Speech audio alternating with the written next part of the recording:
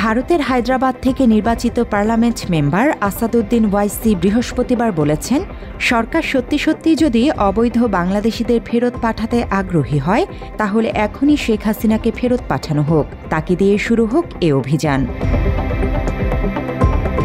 আসাদুদ্দিন ওয়াইসি সর্বভারতীয় ইংরেজি দৈনিক দ্য ইন্ডিয়ান এক্সপ্রেসের আইডিয়া এক্সচেঞ্জ অনুষ্ঠানে একথা বলেন। ওয়াইসি অল ইন্ডিয়া মজলিস ইত্তেহাদুল মুসলিমিনের বা AIMIM-এরও প্রধান। সাবেক প্রধানমন্ত্রী শেখ হাসিনা কেন এদেশে রয়েছেন? তিনিও তো বাংলাদেশি, তাই না? তাকেও ফেরত পাঠানো হোক। 2024 সালের আগস্টে ক্ষমতাচ্যুত হওয়ার পর থেকে শেখ হাসিনা ভারতে বসবাস করছেন।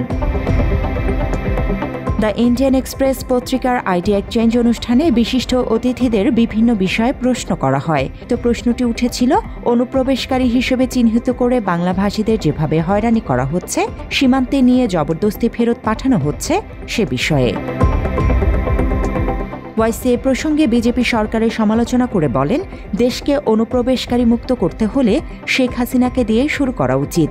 আমরা কেন বাংলাদেশের ক্ষমতাচ্যুত প্রধানমন্ত্রীকে দেশে রেখেছি? তিনিও তো বাংলাদেশি, তাকে ফেরত পাঠানো হোক। লোকসভার এই সদস্য বলেন, বাংলাদেশের জনপ্রিয় অভ্যুত্থানকে ভারতের মেনে নেওয়া উচিত।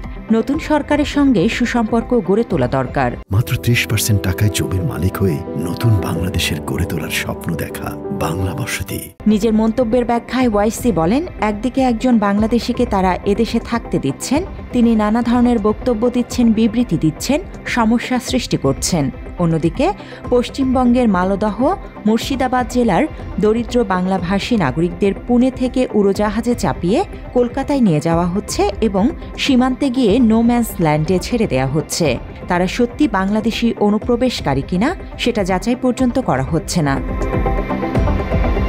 ওয়াইসি বলেন, দেশে যিনি বাংলা ভাষায় কথা বলছেন তিনি বাংলাদেশি হয়ে যাচ্ছেন। কী ধরনের আতঙ্ক কাজ করছে এ থেকে বোঝা যায়। এসব মানুষকে বন্দিশালায় আটকে রাখার অধিকার পুলিশকে কে দিয়েছে? এখানে সবাই পাহারাদার হয়ে গেছে। ওয়াইসির সমালোচনার লক্ষ্য বিজেপি ও তার নীতি। বিহারে ভোটার তালিকার নিবিড় সংশোধনের নামে যা চলছে সেটার বিরোধিতা করেন ওয়াইসি। তিনি বলেন, ভোটার তালিকা থেকে বৈধ নাগরিকদের, বিশেষ করে মুসলিমদের নাম বাদ দেওয়া হচ্ছে। প্রকৃত নাগরিকদের নাম বাদ দেওয়া গেলে তখন তাদের নাগরিকত্ব নিয়ে প্রশ্ন উঠবে। বিহারে এর আগের নির্বাচনে তার নিজের দলের সমর্থকদের এ অভিজ্ঞতা হয়েছে বলে ওয়াইসি জানান। অনুপ্রবেশকারীদের জবরদস্তি বাংলাদেশে ঠেলে পাঠানো নিয়ে ভারত ও বাংলাদেশের সম্পর্কে অবনতি ঘটেছে। প্রধানত পশ্চিমবঙ্গ, আসামের সীমান্ত এলাকা দিয়ে ভারতীয় সীমান্তরক্ষী বাহিনী অর্থাৎ BSF এ কাজ করছে। এ নিয়ে পশ্চিমবঙ্গ সরকারের সঙ্গে কেন্দ্রীয় সরকারের বিরোধ তীব্র হয়েছে।